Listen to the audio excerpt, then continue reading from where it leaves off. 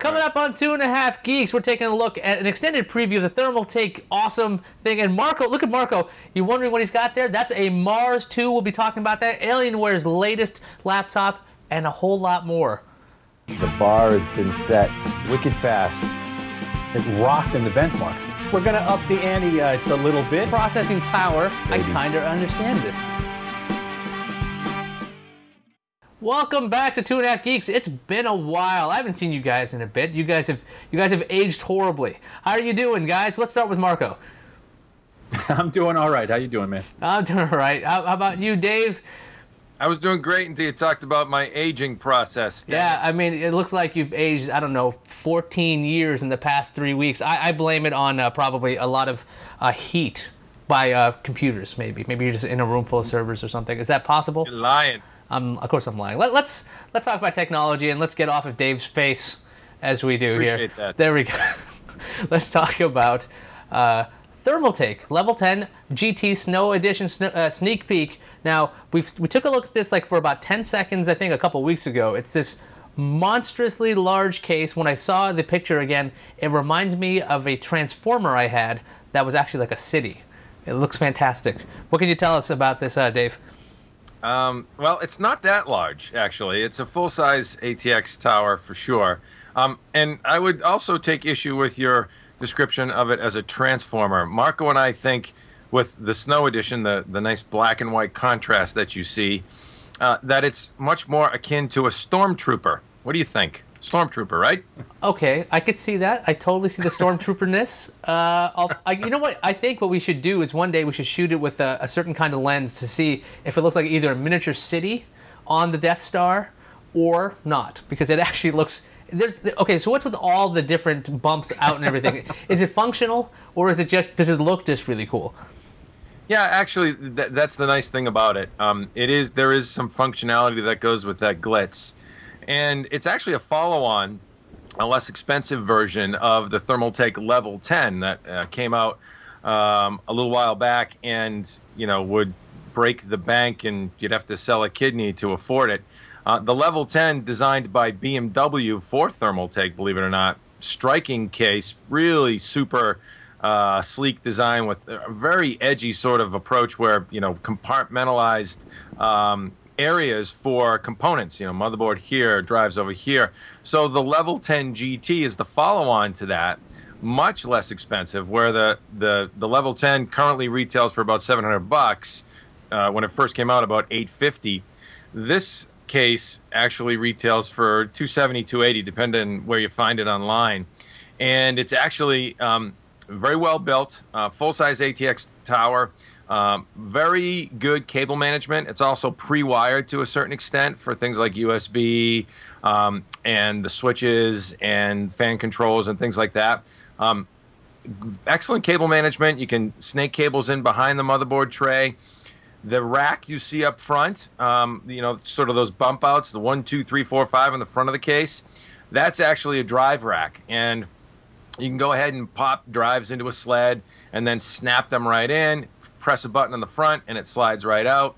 Not a hot swap setup per se, but it is set up with SATA power connectors. So it's, again, pre-wired a little bit for at least the power connectors. The data cables are not in there. Has things like replaceable filters for the fans. There's a side intake fan and a top intake fan.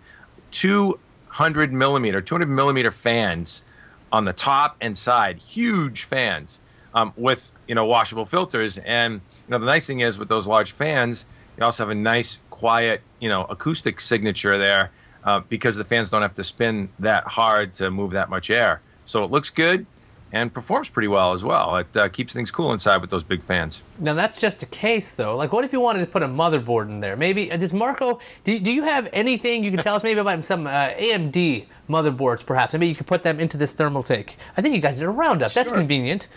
Go figure. Yeah, I have plenty that I can tell you about some motherboards. So everybody knows, no secret, AMD is going to soon release their processors based on their Bulldozer architecture, coming to the desktop. The first desktop CPUs are codenamed Zambezi right now. So to sort of lay the foundation for Bulldozer, a few months back, AMD released the 990FX chipset. It's going to be their new high-end chipset. And socket AM3 Plus motherboards based on the 990FX chipset are going to fully support Bulldozer and all its features. So we rounded up a trio of boards based on the chips, tested their performance, talked about their features, aesthetics, layout, and picked a winner from the group. We had boards from ASUS, ASRock, and Gigabyte. And in the end, we ended up liking the ASUS board. It was the middle-priced model. It has an awesome UEFI setup interface, much more advanced than the simple system BIOS that everybody's used to from a couple of years back. Great features like an Intel NIC, super overclockable. It's really good looking. Just top-notch board all around. But the real key to the story is that Bulldozer's coming, and 990FX chipset is where it's going to be at for enthusiasts. And we took a look at a few boards based on it. Now, was there anything else that separated the leader, the winner in this roundup, or was there something that made one even worse than the other? I mean, what actually separated the three of these?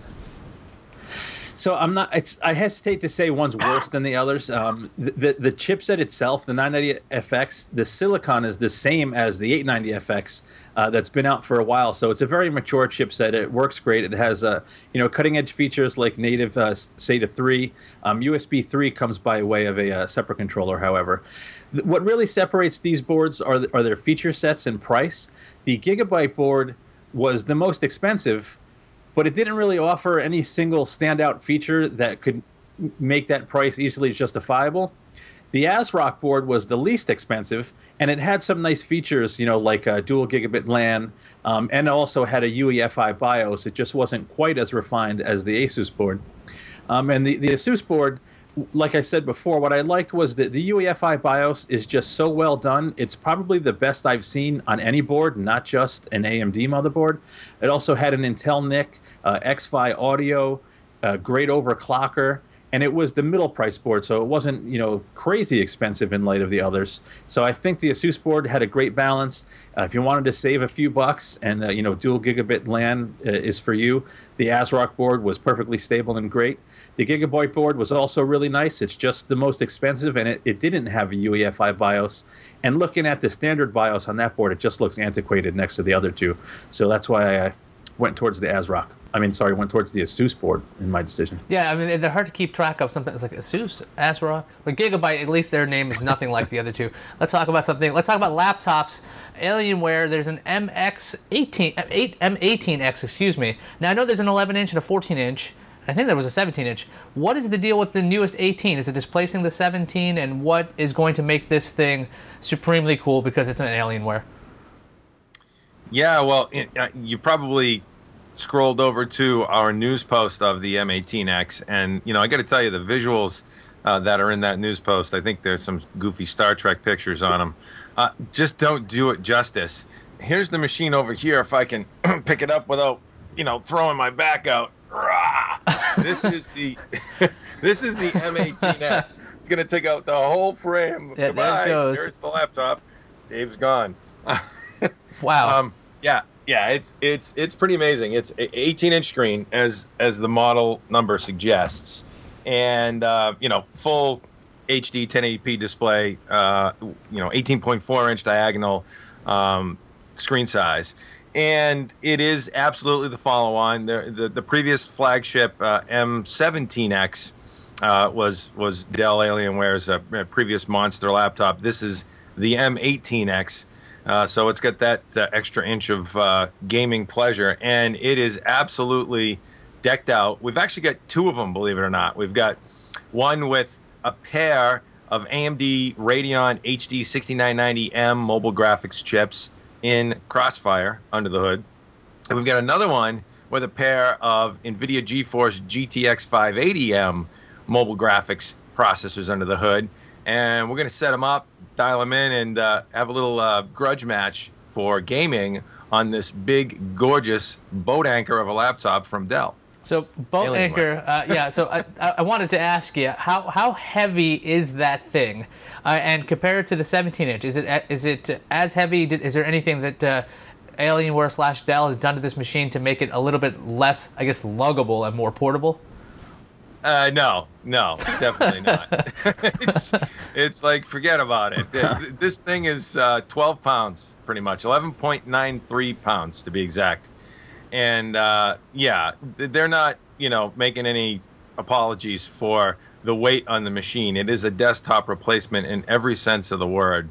It is a large, heavily configured machine from both a component standpoint and from just a standard hardware and construction standpoint. The frame is really nice rubberized finish, aluminum chassis, just very rugged, solid build. That backlit keyboard that looks slick. All the stops pulled out. Gorgeous laptop, really sharp. Ours came configured with a Core i7-26 30QM quad-core processor, but you can get all the way up to a Core i7-2920XM quad-core extreme processor from Intel in this thing, and even one that will turbo boost up to 4 gig on the high end there. So, the fastest GPU, the fastest CPUs available. I think it supports up to 32 gigs of DDR3 system memory if you'd like. Ours came configured with a standard 7200 RPM hard drive, but you can drop in an SSD if you really want to go all out. Fantastic laptop. We're going to fire up both machines to have a little GPU grudge match, and we'll be showing that in the coming weeks. I'm just digging in now and getting my hands dirty on the bench with it. It's going to be fun. 2 more quick questions. User replaceable battery, and how hefty is the power supply? Power supply is a brick. So it's 12 plus pounds. Yeah, I'm not sure the power supply is... it's a brick in every sense of the word. It's probably, about a 5-pound brick. User serviceable battery. You ask me tough questions. Hang on one second. Is it locked down? Because Alienware recently did that. They've locked down their battery in another laptop. I wasn't sure if it was the M series. There it is. I just pulled it out. Wow. Okay, the size of Dave's head. That case is large enough that I would imagine that the graphics card that Marco held up could almost fit in the dang thing. He has the Asus Mars 2. Could you hold that thing up again? Because let's talk about this thing. Yeah, I can, and I don't know if it would fit in there. You're looking at about a probably not 5.5 pounds, 3 slots wide of graphics card here. Okay, so maybe not. I didn't realize the full depth of that thing, the dimensions. I only saw the 2D version. Yeah. Once you started doing this, good gravy. Okay, so Yeah. okay, this is the Asus Mars 2 GTX 580 SLI on 1 PCB. Now, explain what that means to me. So NVIDIA's single fastest GPU is the GeForce GTX 580, right? Now NVIDIA crammed 2 of those physical GPUs, the GF110 GPUs, on the GTX 590. But NVIDIA wanted to keep power consumption manageable, keep noise manageable, keep the card, the form factor similar to other graphics cards on the market. So the GTX 590, while technically the hardware is similar to 580 SLI, it's clocked much lower, requires less power, and isn't nearly as fast as a pair of 580s in SLI. Asus, on the other hand, said, screw all those constraints. We're going to build the biggest, baddest, most powerful graphics card no matter what, bar none. Price is no concern. Form factor is no concern. So they built the Mars 2. And now what this thing is just, it's completely insane. It literally is no compromise versus a pair of GTX 580s. It's 2 full GTX 580s on a single PCB. It has a couple of giant aluminum heat sinks with copper heat pipes with 120 millimeter fans over each GPU. The card is 3 slots wide, so a pair of 580s would be 4 slots in a case. So you actually do gain a slot technically, even though this thing is a monster. But in terms of power, I don't know if this is going to come across well on video. 3 8-pin PCI Express supplemental power connectors necessary. So each one of those is 150 watts that can be supplied, plus another 75 watts through the slot. So you're looking at a 525 watt graphics card here. Okay, could you a couple of things more? Could you hold that thing up again? And what does that monster cost? Because that thing. So. My word! Yeah, I want to say something swears. I'm going to start sweating holding this thing. It doesn't look so bad that way. It looks like, oh, it's standard. But once you turn it and you see the depth of this thing. Yeah, you know what? Let me just grab a little something so you can have a sense of scale. I'm going to grab a sense of scale. The only thing within arm's reach. A 30-inch monitor. Here's a 4-inch cell phone. Here is a foot-long graphics card. Can you turn the graphics card to the side to see the thickness of this thing? This is you said 3 slots wide. Yep. Okay. What did that thing cost? What is that thing? So this thing it's $1,500. In terms of cost, ASUS put a ton of expensive parts on here. On the back, there's these couple of things called protolizers, which are basically really high-end capacitors. The cooling solution is huge. They spared no expense. So the card is ultra expensive. Even a pair of you could get 3 GTX 580s for the price of this thing. But you can't fit 3 GTX 580s into a form factor this size. 3 slots. That would be 6 slots on a system. So shall I assume the performance was good at $1,500? The single fastest graphics card I have ever tested by far smokes the 590 or a Radeon 6990. Most of the time, in a couple of tests, the 6990 can come close or just nudge past it on those tests where ATI's hardware has traditionally been a little stronger. But overall, no question about it, fastest single graphics card out there. Okay, so let's talk about a new feature at Hot Hardware, Deals of the Day. Dave, what do you got? What else is going on there? You're just giving away stuff. First you have contests, you're giving away stuff. Now you're like helping people buy stuff at discounts. What are you guys trying to be helpful? Jeez. Yeah, go figure. Go figure. How dare you? Yeah, I know that. Well, that's exactly obviously what Hot Hardware is all about. I mean, you come to us hopefully to learn a few things about the latest technologies, and then perhaps along your way, at some point, you're going to be better educated and make a buying decision based on what you've learned. Good, bad, or indifferent, the products you see, hopefully we've educated you enough, or you've learned something, educated yourself from our content to to make a decision. And so, fittingly, and something that goes in concert with that is the deals that we can find on the internet from trusted sources. And price engines and products that we know and love and trust, brand names. And Logic Buy actually is a partner we signed up with to present the deal of the day. And so every day we have a curated list of a few items, very select few. This is not something there we just blast out a feed from. We actually hand pick these with Logic Buy, post them up in the news. And you get great deals. There's coupon codes for things like anything from flip HD camcorders to 23-inch Dell monitors to Dell systems. Some really good prices. And again, hand selected and picked so that you're not just getting a come on or some sort of bait and switch or whatever. It's a good trusted source. So that's the deal of the day. The other thing we did very recently, if you hadn't stopped by the site, shame on you if you haven't seen this, we have a back-to-school shopping guide we just posted. And these are our picks, our recommendations, some of them, not all, not completely comprehensive in each category, for a bunch of great technology and gadgets and computer systems that we feel are your best bet for back-to-school if you need to tool up for the school effort or the home office effort, whatever happens to be your need. And so all-in-one systems, desktops, small form factor, home theater PCs, smartphones, notebooks, tablets. We went through it all, and we picked some of our top picks for what we would recommend in the back-to-school shopping guide. You guys always give away stuff. You have a big official announcement about a contest. Let me guess, you guys are going to give away something awesome again. Yes, very awesome. We have finally secured 100% of the hardware, so we can reveal the Labor Day giveaway. Finally, you guys ready to hear what's going to be in the system? I'm psyched. Yay! All right. Intel Core i5 quad-core CPU, cooled by an NZXT Havoc 140 cooler, awesome giant cooler, 8 gigs of Patriot RAM, a Patriot SSD for the boot volume, 3 terabyte Seagate hard drive for secondary storage. Yeah, baby. An awesome NZXT Phantom case with a Hale power supply, and we are going to let the winner choose the color of the case. White, black, or red is going to be available. Sounds good, huh? I bet they will pick red, because who can't pick red? You have to pick red. And did I mention the graphics cards? I don't think I did.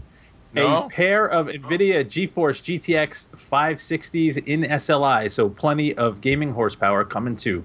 Going to be a really, really nice rig running through the end of the month. And you're just giving this away.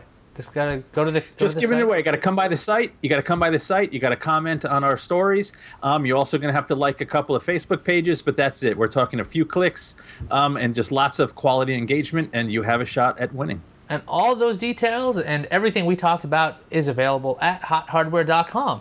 That's very convenient, isn't it? They have a site there. You can get deals. We've talked about all that fun stuff. So you should go there. Go to HotHardware.com. But then again, we know we can't lock you down Hot Hardware. Sometimes you want to go to other sites like dig.com, and that's okay. You can go to dig.com/hothardware. You should find content there. Or you can go to twitter.com/hothardware. Maybe even facebook.com/hothardware. Or you want to watch videos, youtube.com/hothardwarevids.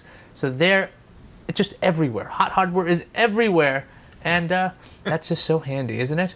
It's like white on rice, baby. That's pretty much everything for this episode, I think. Unless there's anything else anybody wants to say right now. Thank you for stopping by.